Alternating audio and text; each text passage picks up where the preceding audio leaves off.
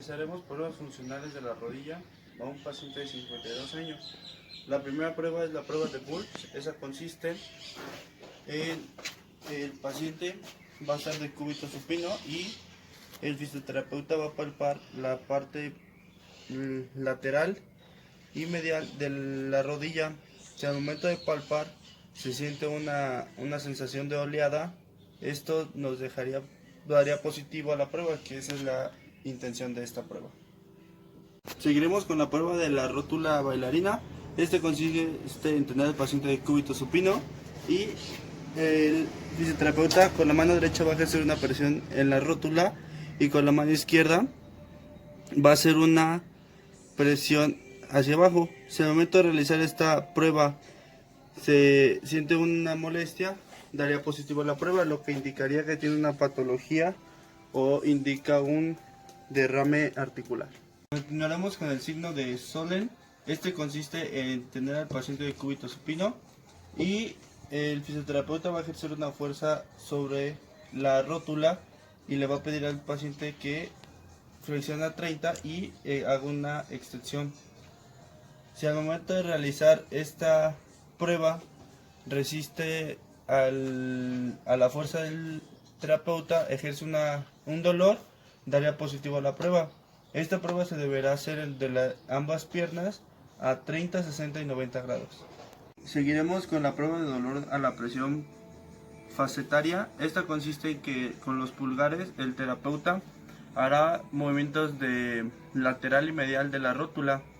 Si al momento de realizar esta prueba presenta dolor, daría positivo la prueba, lo que podría tener el paciente una artrosis retropatelar, una tendinopatía o una sinovitis.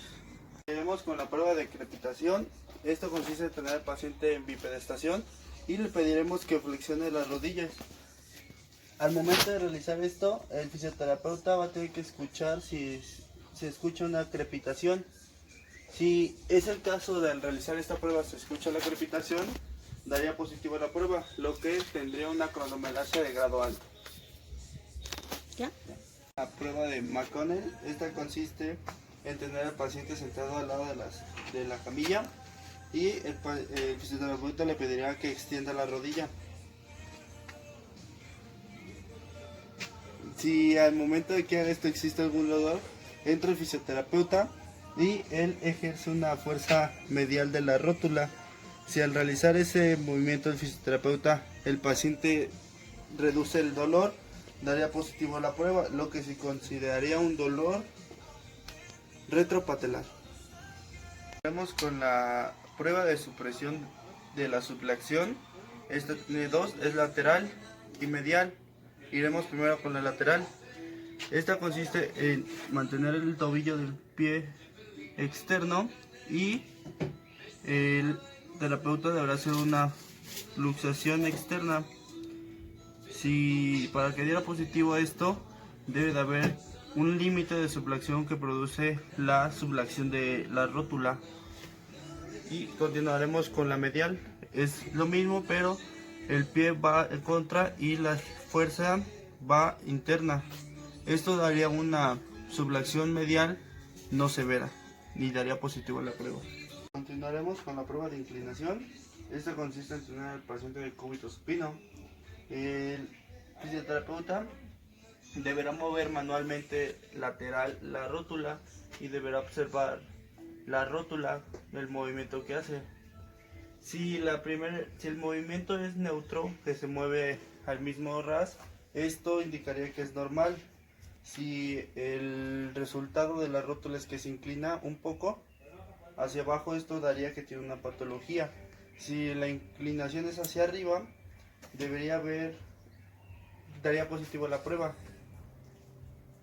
Continuaremos con la prueba de Dreyer. Esta consiste en pedir al paciente que extienda la cadera, la rodilla.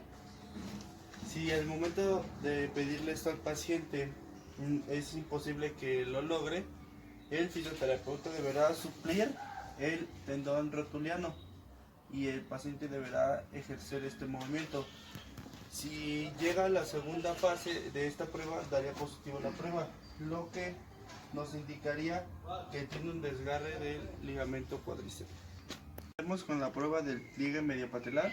Esto consiste en pedirle al paciente que tenga una flexión de 30 grados y el fisioterapeuta hará una presión media patelar pasiva. Si al momento de realizar esto el paciente tiene algún dolor típico, daría positivo a la prueba. Seguiremos con la prueba de pliegue de Houston. Esta consiste en pedirle al paciente que flexione y el fisioterapeuta con el dedo medio va a quedar en el condilio medial y el dedo derecho en el condilio lateral. Esto nos ayudará a sentir si existe un salto un poco doloroso para el paciente, pero palpable. Si se siente eso, daría positivo en la prueba, lo que nos indicaría que tiene el síndrome del ligamento adiposo. Continuaremos con la prueba de distracción y compresión de Apley. Esta consiste en tener al paciente de cúbito prono y le pediremos al paciente que ejerza una flexión de 90 grados. El primer movimiento que realizará el terapeuta es una rotación interna y una rotación externa de la rodilla, y después intentará hacer una compresión leve en dorso ventral. Si al momento de realizar esta prueba el paciente ejerce un dolor al momento de hacer rotación interna y externa, presentará una lesión de los ligamentos de la cápsula articular. Si al momento de hacer la compresión ejerce el dolor el paciente, esto se deberá que tiene una lesión de meniscos. Continuaremos con la prueba de McMurray o de Forge, el signo Forge. Esta consiste en tener al paciente de cúbito supino. Le pediremos al paciente que haga una flexión de rodilla y de cadera considerable. El fisioterapeuta con la mano izquierda va a tomar el tobillo y con la mano derecha tomará la rodilla. Esta se divide en dos fases. La primera es hacer una rotación interna y una rotación externa del pie, y con la mano derecha va a hacer una flexión y extensión de 90 grados y se debe realizar al mismo tiempo. Si el paciente presenta un dolor al momento de realizar la flexión y extensión con una rotación interna, se deberá una lesión del menisco externo, y si presenta dolor a una rotación externa presentará una lesión en el menisco interno. Continuaremos con la prueba de Bragan. Esta consiste en tener al paciente de cúbito supino y tener una flexión de rodilla 90 grados. Con la mano izquierda el fisioterapeuta deberá sostener la rodilla y con la mano derecha hacer una rotación interna y externa. Si al momento de realizar esta prueba existe algún dolor, daría positivo la prueba, lo que indicaría que es a nivel de la hendidura articular, que es una lesión de menisco.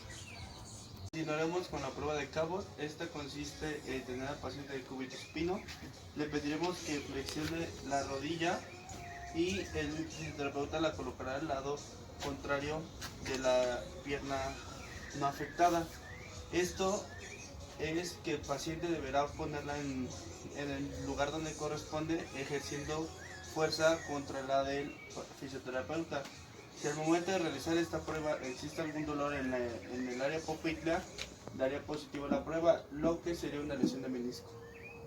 Continuaremos con la prueba de Childress. Esta consiste en pedirle al paciente que esté en posición de cuclillas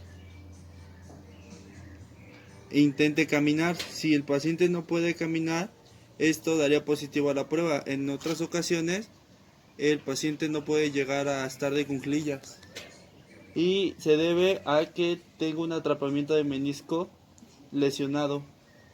Y terminaremos las pruebas de rodilla con la prueba de cajón anterior y posterior. Esta consiste en tener al paciente de cúbito supino y le pediremos que flexione la rodilla y cadera a aproximadamente 90 grados. El fisioterapeuta se sentará encima de su pie y el fisioterapeuta colocará los dos pulgares a nivel del tendón rotuliano y ejercerá primero una fuerza posterior anterior. Si al realizar este movimiento el paciente se ve que bota la tibia hacia de posterior anterior, esto daría positivo a la prueba, lo que indicaría que tiene alguna lesión en el ligamento anterior cruzado, en el ligamento oblicuo posterior o en el complejo arqueado popliteo. La siguiente sería igual, los dedos al nivel del ligamento rotuliano y debería ser una fuerza anteroposterior. Si la misma vez que haces esto hay un movimiento exagerado a la fuerza anteroposterior, daría positivo a la prueba, lo que daría que tiene una lesión del ligamento cruzado posterior, ligamento cruzado anterior, línea oblicua posterior o del complejo arqueado popliteo. A continuación realizaremos los reflejos que se encuentran en la rodilla, que solamente es uno, es el reflejo rotuliano. Este consiste en tener al paciente sentado a la orilla de la camilla y con el martillo neurológico se percute a nivel del tendón rotuliano. La respuesta va a ser una leve extensión de la rodilla. Continuaremos con la goniometría de la rodilla. Esta tiene solo dos movimientos, que es flexión, que llega de 0 a 150 grados, y el último movimiento que hace es extensión, que va de 0 a 10 grados. Y veremos el dermatoma de la rodilla, que solamente tiene uno, es L4, que inserta lo que es la rodilla y parte del dedo gordo y planta del pie.